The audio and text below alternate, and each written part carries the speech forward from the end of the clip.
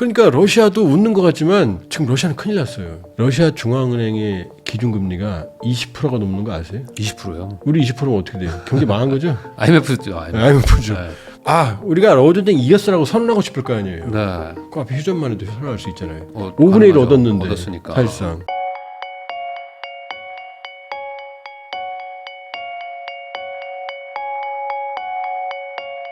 대동강 TV를 운영하고 계시는 조한범 박사님하고 이야기 나누고 있는데요. 멘트가 틀렸어요. 세계적인 이렇게 해야 됩니다. 세계적인 대동강 TV 채널 운영하시는 조한범 박사님한테 또 여쭤보겠습니다. 그러면 이제 미국이 어쨌든 간에 지금 돈이 막 줄줄 새고 있는 것 중에 하나가 어쨌든 러우 전쟁에 또 지원하고 있는 거 아니겠습니까? 그러니까 네. 트럼프 대통령은 러우 전쟁 조기 종식 네.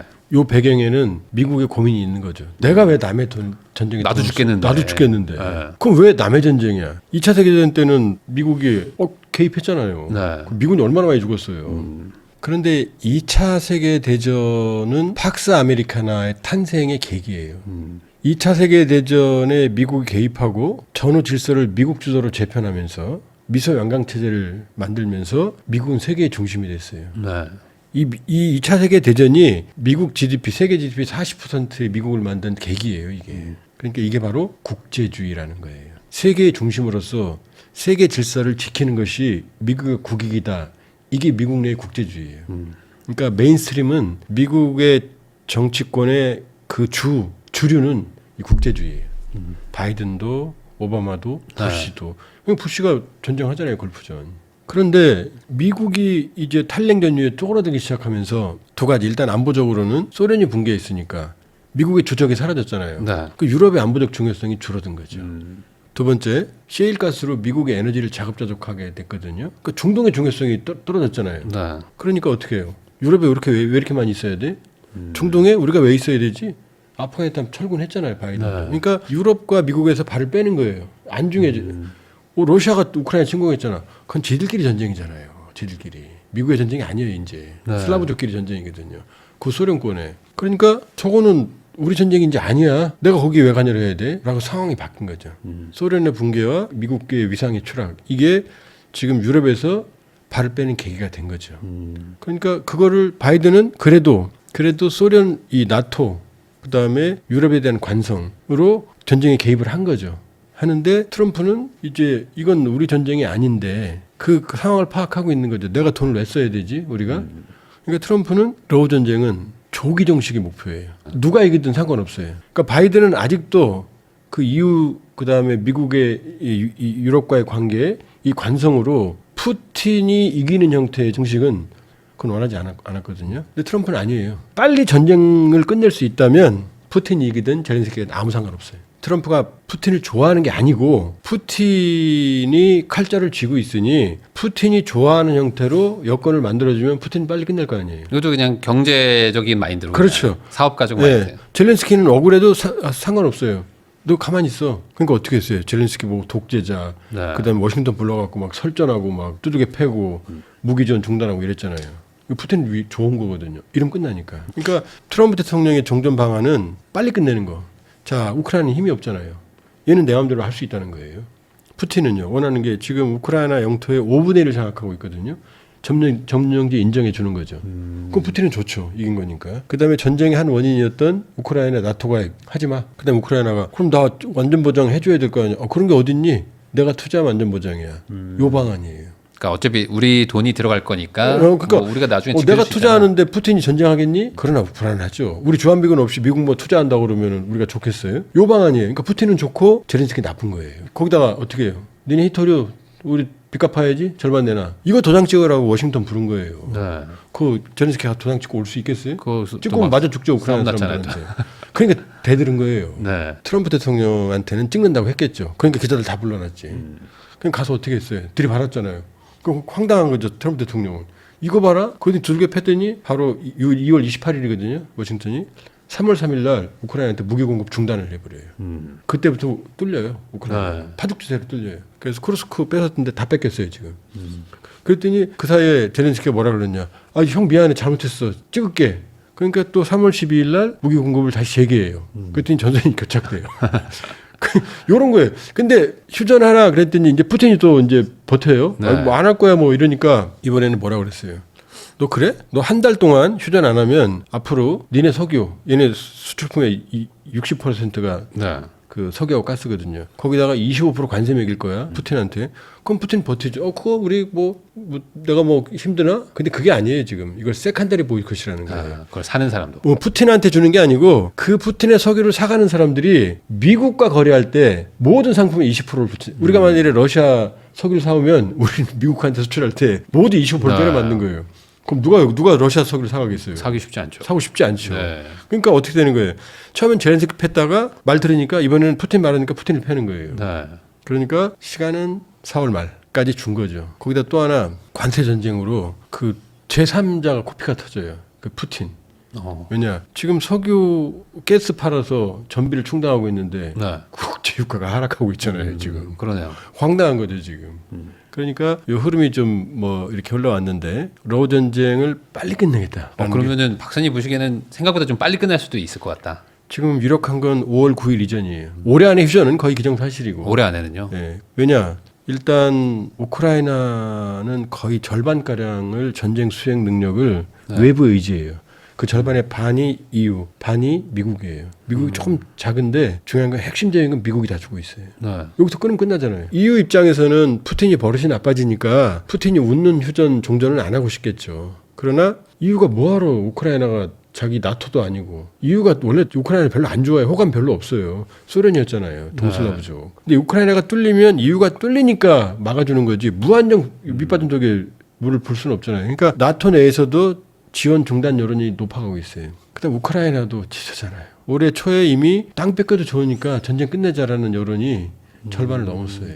거기다가 러시아는 뭐 3% 성장한다, 5% 성장한다 그러거든요. 이게 전시 경제거든요. 전시 경제는 돈을 무한정 이런 옷을 만드는 게 아니라 군복 만들고 네. 총 만들고 이런 거 만드는 게 아니라 대포 만들고 이건 다 소비되면 끝이잖아요. 이게 이윤을 창출하는 게 아니잖아요. 네. 그다음에 군인들 월급들 신병이 2,000불이거든요. 그다음에 죽으면 2억 원 정도 사망 보상금이 나와요. 그 무한정 돈이 풀리잖아요. 네. 그럼 돈이 시중에 풀리잖아요. 돈이 시중에 풀리면 어떻게 되죠? 주식 시장이 활성화돼요. 근데 문제는 인플레이션.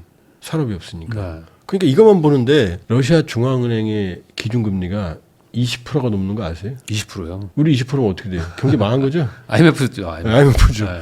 그러니까 러시아도 웃는 것 같지만 지금 러시아는 큰일 났어요. 지금 막 전시 경제로 이렇게 활용되는데 돈은 썼는데 계속 할 수가 없잖아요. 네. 그럼 이 전쟁이 딱 끝나면 어떻게 돼요? 이 후유증이 한꺼번에 밀려오거든요. 그러니까 러시아도 지금 소프트 랜딩을 해야 되거든요.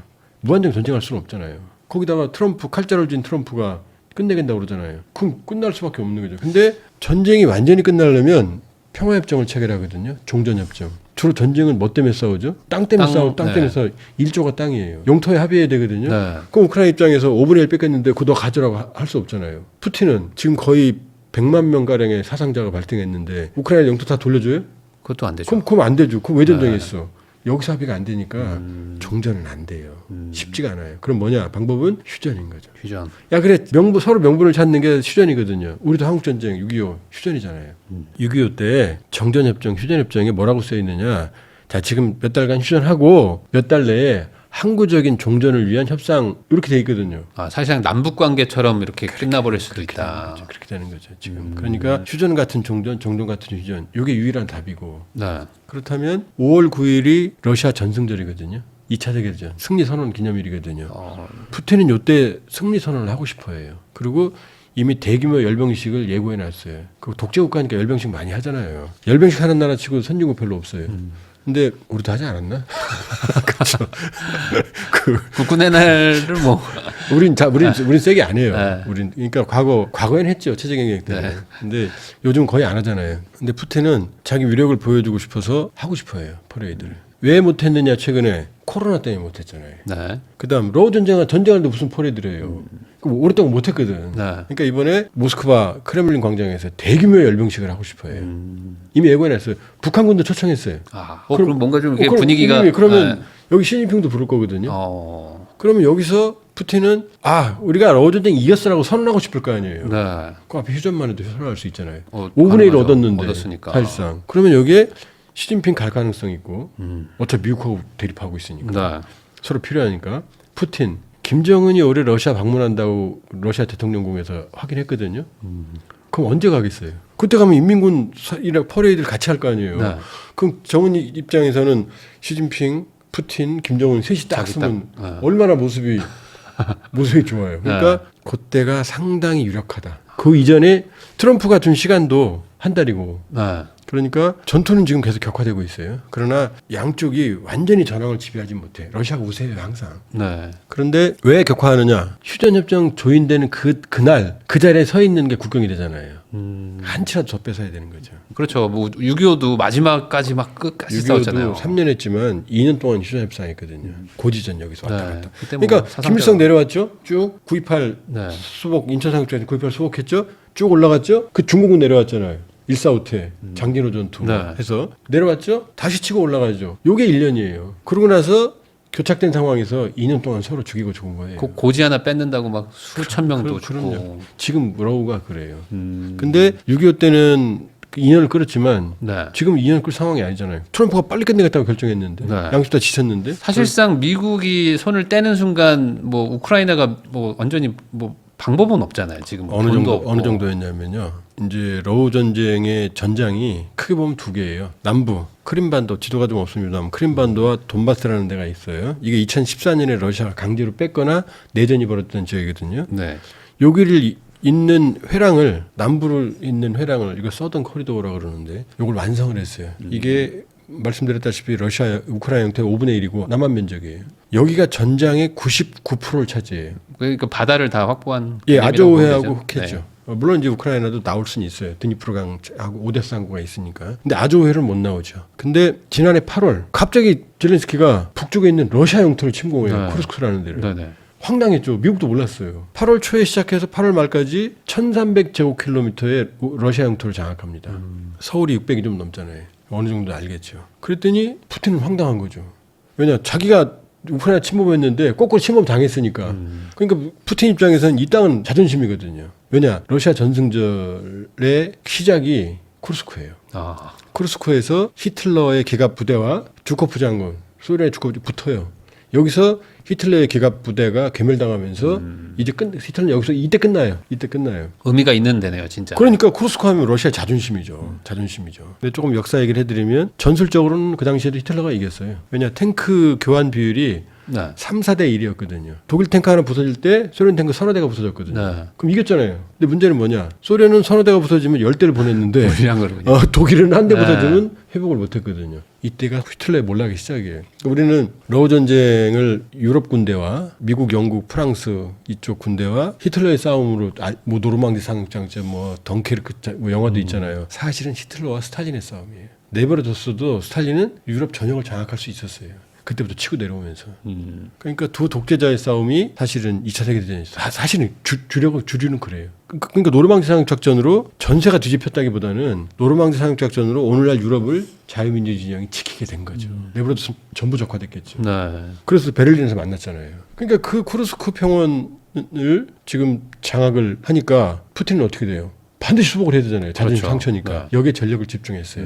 남교는 소규모 전투, 전장의 90%는 인민군도 여기가 있어요. 지금 이걸 수복해야 되니까. 근데 이게 계속해서 수복을 했죠. 그래서 1300에서 2월 28일 제렌스키 트럼프 설전 이때까지 1300 중에서 우크라이나가 한 700은 뺏기고 한 600 정도 장악하고 있었거든요. 네. 근데 그 설전 이후에 3월 3일부터 트럼프 대통령이 무기를 지원하니까. 중단했잖아요. 다 뚫려요, 이제. 아. 뚫려서 언제까지 뚫리느냐? 3월 한 13일, 4일까지 뚫려요. 네. 그때는 또 정착이 돼요. 왜냐? 3월 12일 날 미국이 다시 재개했거든요. 이게 미국의 힘이에요. 네. 하나 사례를 말씀드리면 영화 강철비 보셨어요?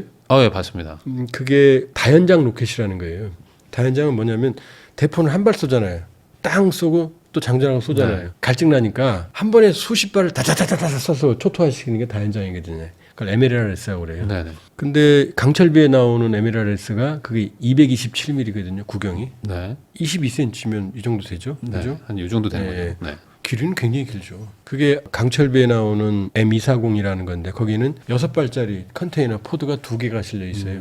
그럼 12발을 동시에 쏠 수 있는 네. 거죠. 그 바퀴는 캐터필더 탱크 바퀴. 그 한 발에 자탄이 650개가 들어있어요. 650개 정도. 아, 그게 다 터지는 거예요 또. 그 하나가 수류탄 하나예요. 아, 그러면 초토화되는 거네. 12발이면 어떻게 돼? 네. 12발이면 수류탄이 한 지금 7,000 7,000개. 그 한 발당 축구장 한 개 면적을 아, 초토화시켜요. 그러니까 네네. 건물은 못 부시고 사람은 다 죽여요. 인만은. 네네네. 지금 아마 우크라이나 전쟁에서 하이마스라고 많이 들어봤을 거예요. M270, 240이 아니라 M270, MLRS는 좋은데 무게가 너무 나가요. 이동이 어려워요. 네. 실현하는 게. 그래서 요걸 줄인 게 하이마스예요. 이 포드 두 개를 하나짜리로 6발만. 그다음에 캐터필더는 바퀴로 차륜으로. 아, 그거 훨씬 낫네요. 훨씬 이동성이. 낫죠. 그거는 미군이 기동성을 강화하기 위해서 만든 게 하이마스예요. 하이마스가 하이 모빌리티 아틸러리 로켓 시스템이에요. 고기동성 포병 로켓 시스템이라는 거거든요. 네. 이걸 우크라이나에 줬거든요. 네. 그러면 그러니까 뭐, 이 사거리가 32거든요. 그다음에 227mm가 아니라 에이테킴스라는 미사일을 실으면 한 발 들어가요. 얘는 사거리가 300km예요. 얘는 축구장 4개 면적을 초토화시켜요. 아이고. 그러니까 이 하이마스를 쓰게 하는 거랑 못 쓰게 하는 건 하늘과 땅 차이인 거죠. 그렇죠. 거기다가 우크라이나 그 쿠르스크는 평원이거든요. 숨을 데가 아무 데도 없어요. 숲은 어디 있느냐? 갤러리 포리스트라고 그래서 시냇물이 흘러가죠. 그럼 거기에만 나무가 자라요. 벌판에 나무가 없어요. 아무것도 없어요. 그럼 뭐 완전 뭐 최적화 무기네요. 그러니까 거기 오면 하이마스 쏘면 32km니까 네. 하나 쏘면은 축구장 6개 면적. 근데 이걸 중단시켰단 말이에요. 네. 무기도 안 주지만 정보도 안 준 거예요. 그럼 어디 쏠지 모르잖아요. 깜깜이고. 네. 미국이 정찰 정보 다 주는데. 그러니까 뚫렸죠. 그러니까 다 해주니까 또 막고 있잖아요. 그러니까 미국이 우크라이나는 칼자를 진 거예요. 그러니까 EU도 무기를 주지만 이런 치명적인 러시아 웨폰을 못 주거든요.